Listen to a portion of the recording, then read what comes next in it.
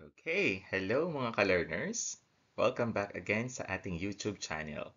So this time around, we will be talking about ex post facto research design. So this is another type of non-experimental research.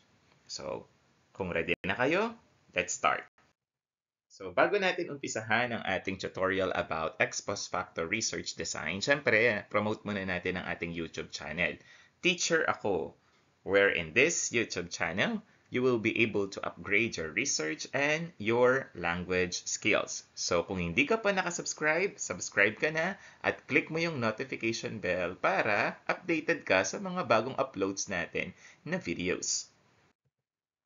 So ayan. So for today, or for this video, we will be talking about ex post facto research design. So ano ba to? Ano ba yung dapat i-consider natin? Ito na yung mga yon. So let's first define what is ex post facto research. So ex post facto research is also known as causal comparative research. This is a type of research method where the researcher investigates potential cause and effect relationship by analyzing data that already existed. I'll repeat, analyzing data that already exists. Yan, yung nangyari na or na-manifest na before. So, unlike experimental designs, kasi nga ito ay sample siya ng non-experimental, the researcher does not manipulate the independent variable because the events or variables under investigation have already occurred. So, nangyari na.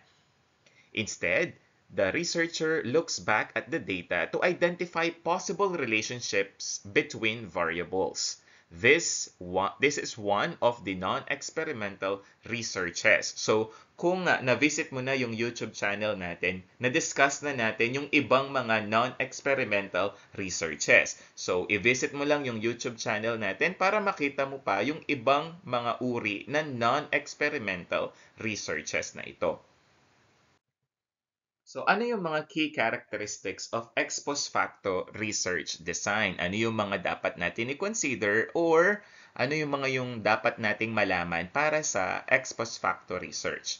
Una, ex post facto research applies retrospective analysis. So ano tong retrospective analysis na to? So the research conducted in this type of design focuses on the events that have occurred.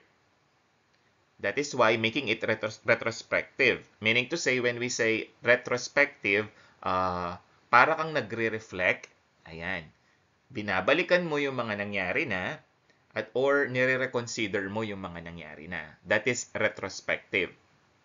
Nagre-reflect ka and at the same time, you are reconsidering things. So researchers in this kind of design examine existing conditions or differences between groups to infer possible causes.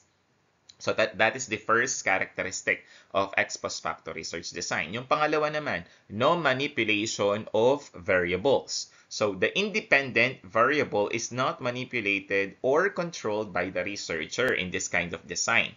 Instead, the study observes how the independent variable, which has already varied naturally, is related to the dependent variable. The third characteristic of ex post facto here is comparison groups. So often, ex post facto studies involve comparing two or more groups that differ in some significant way. For example, individuals who have experienced a particular event versus those who have not. So usually, meron tayong groups na kino-compare dito sa ex post facto. Pwedeng yung isang group na experience nila yung particular event na yon or situation na yon, tapos yung isang group mo naman ay hindi nila na-experience yon. So, ganun dapat yung pag-e-employ natin sa ex post facto research design. Pang-apat, causal inference. So, ano tong causality inference na to? Although the aim is to explore cause and effect relationships, ex post facto research cannot establish causality as definitively as experimental research due to the lack of random assignment and control over variables. Ayan. So, dahil kasi minimension natin sa ex post facto research ang mga ka-learners na kino-consider natin yung mga events or situations na nangyari na. Okay? Ibig sabihin, kukunin lang natin yung mga existing records, present records na pwede natin magamit in analyzing the data. Okay? So, ganun ang ating way of data gathering dito sa ex post facto research. Panglima naman na characteristic niya ay yung using of existing data. Ayan, na-mention ko na. So, the research relies on existing data such as records, surveys, or natural occurring groups rather than data gathered through direct experimentation. So, kaka-mention ko lang kanina. So, existing records ang kinukuha natin at ginagamit natin in interpreting data for this kind of design of non-experimental research, which is the ex post facto. And lastly, potential confounding variables. So, researchers must be cautious of confounding variables, other factors that could influence the dependent variable, since these variables are not controlled. So, kung nako-confuse kayo sa confounding variable, huwag kayo mag-alala. A few days from now or in the days to come, mag-upload tayo ng kinds of variables na video tutorial para at least ma-enlighten kayo kung anong ibig sabihin natin sa confounding variable na ito. Okay, so hintay lang kayo sa ating YouTube channel, manonotify din kayo. Para manonotify kayo, subscribe muna kayo ngayon. Okay, next. What are now the examples of ex post facto research situations? So, saan sitwasyon or anong klaseng area ginagamit or saang klaseng area ginagamit ang ating ex post facto research? So, pwede siyang gamitin sa una, education. So, in investigating the impact of different teaching methods on students' academic performance by comparing groups that were already exposed to different methods. Ito yung isang example kung saan pwede natin i-apply yung ex post facto. Okay? So, pwedeng different teaching methods na kung saan na-expose yung mga learners natin sa mga methods na to. So, you will be comparing groups that were exposed to different methods. Ayan, i-compare mo siya. Pwede natin gawin yan as ex post facto kasi nangyari na. Exposed na sila sa mga different methods na yon. Pangalawa, pwede rin siya sa health. So, example, examining the relationship between smoking and lung cancer by comparing people who have lung cancer and with those who do not, based on their smoking history. Pwedeng ganon. So, pwede siya sa health, ang ex post facto. Yung example na binigay kong to, nagbibigay siya ng illustration kung paano natin magagamit yung ex post facto pertaining sa health. Pwede rin natin magamit ito, yung research design na to, sa psychology. Ito yung pangatlo. So, for example, studying the effects of early childhood experiences on adult behavior by analyzing adults with different childhood backgrounds. Siyempre, iba-iba yung childhood backgrounds ng mga adults natin. So, pwede natin i-apply ang ex post facto research. Okay? So, ito yung tatlong sitwasyon. Pwede siya sa education, pwede yung sa health, at pwede siya sa psychology. Next, ano naman yung advantages ng ating ex post facto research design? So, una, ethical. So, in this part, it allows the study of effects without subjecting participants to potentially harmful conditions. Kasi nga, nangyari na yung mga to, nangyari na yung event na ito. Pangalawa, practical. Useful in situations where manipulation of variables is not feasible or ethical. And lastly, natural settings. The study is conducted in real-world settings, enhancing the ecological validity of the findings. Kasi nga nangyari siya. Kasi nga nag-exist to. So, ibig sabihin, yung mga data na magagather natin happened in real-world setting. Nangyari talaga siya sa real setup. Next. Siyempre kung may advantages tayo, meron din tayong mga limitations na pwede nating i-consider when we conduct our ex post facto research. Una, causality issues. So, it is difficult to establish a clear cause and effect relationship due to the lack of control over variables. Siyempre, nangyari na nga yung mga ito. So, ang gagawing basis na lang natin ay yung mga available records na existing. Pangalawa, confounding variables. Other factors may influence the results, leading to potential biases. Ayan. At ang pangatlo, retrospective bias. The reliance on past data may introduce inaccuracies due to memory recall or incomplete records. For example, yung mga records natin incomplete. Ayan.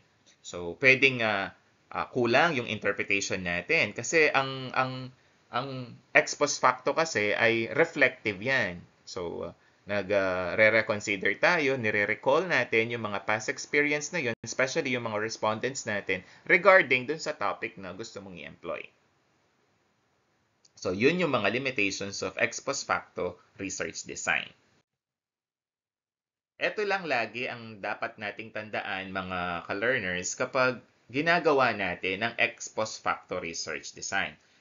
Gentle reminder lang ito ha. So, ex post facto research design is valuable for exploring relationships in situations where experimentation is not possible. But it requires careful consideration of potential confounding factors to avoid erroneous conclusions. So, ito yung dapat nating tinatandaan kapag kinakonduct natin yung ex post facto research design. Ngayon naman mga ka-learners ay magbibigay ako ng mga sample research titles suitable for ex post facto research design. So, para guided kayo, example, napili nyo ito na gawin. Napili nyo gawin ang ex post facto research design as one of your non-experimental researches. So, etong mga title na ibibigay ko ay pwede nyong gawing guide para at least magka-idea kayo paano ika-craft yung current topic na meron kayo. Unang sample natin. The academic, or should I say, the impact of early childhood education on academic achievement in high school. An ex post facto study. Ayan. Yung pangalawang sample natin, exploring the relationship between socio-economic status and college enrollment rates. An ex post facto analysis. Ito pa mga ka-learners, the effect of prenatal exposure to environmental toxins on child development. An ex post facto study. Next, investigating the long-term effects of bullying on mental health. An ex post facto research.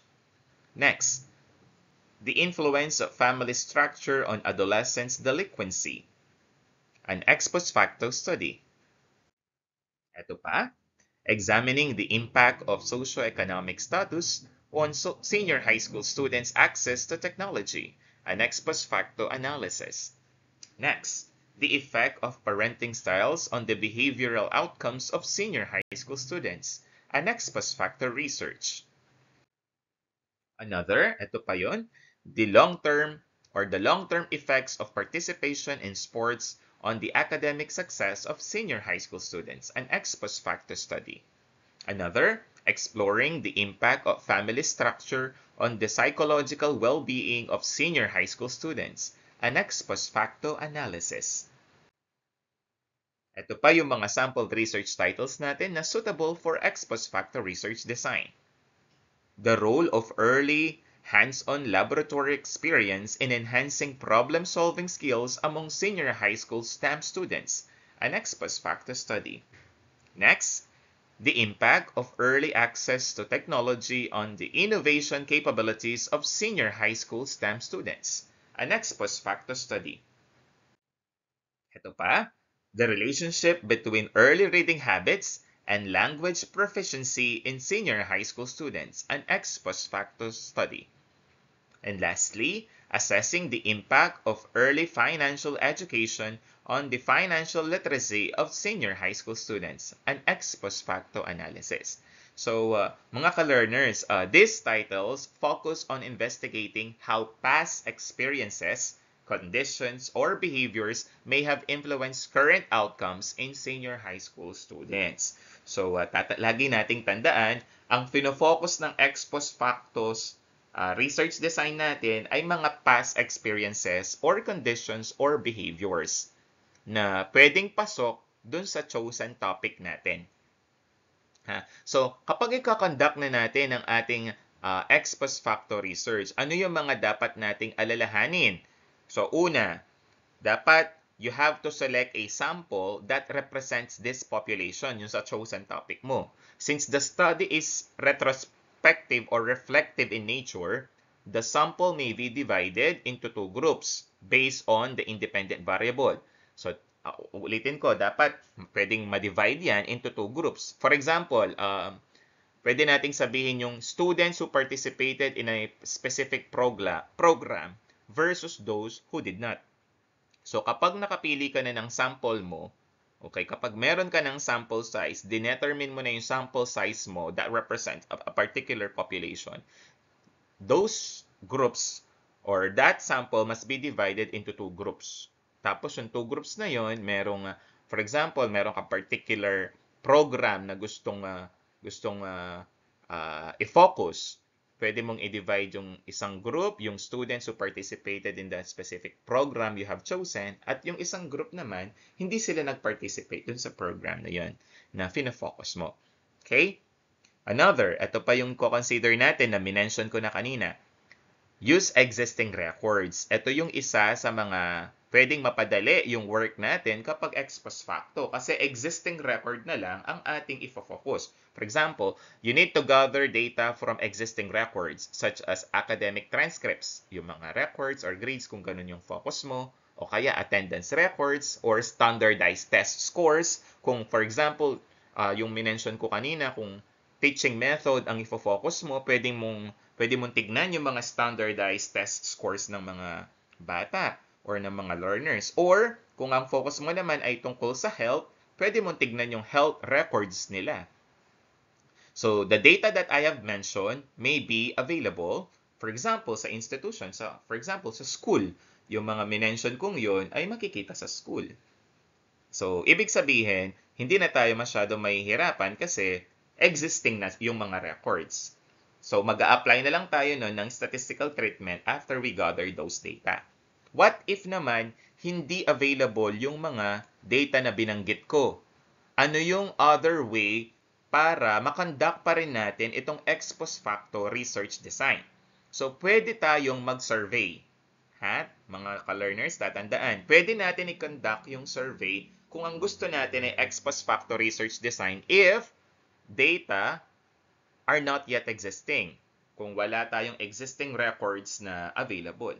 Pwede tayong, you can collect data through surveys. For example, these instruments, for example, yung mga survey questionnaires natin, can gather retrospective information about the past behaviors, experiences, or conditions of our respondents. So may papasagot ka sa kanilang survey questionnaire na pwedeng magbigay sa kanila ng realizations sa mga na-experience nila dun sa specific topic na fina-focus mo. So pwede silang ma-enlighten o kaya yung makapag-reflect sila sa mga binigay mong, for example, statements doon or items doon sa iyong questionnaire. Okay. So, pwede tayong mag-conduct ng survey kung hindi available yung existing record natin. So, yun yung mga dapat nating tatandaan kapag ika-conduct na natin ang ating ex post facto research design. Ayan, mga ka-learners, natapos na naman ang isang video natin for a non-experimental research design, and that is our ex post facto research. Sana may natutunan kayo for our video at this point of time. Okay? Ngayon, kung meron pa kayong topics na gusto nyong gawan natin ng video tutorial, lagay nyo lang sa comment section and I will try the best that I can para ma-address yung mga yon. Okay? Kung may tanong kayo or clarifications, lagay nyo lang sa comment section. At pwede nyo rin i-share ang ating YouTube channel or YouTube tutorials about research sa mga kaklase ninyo or kakilala nyo na into research at this moment of time. Okay? Again, thank you very much for watching the video. God bless you. Till we meet again.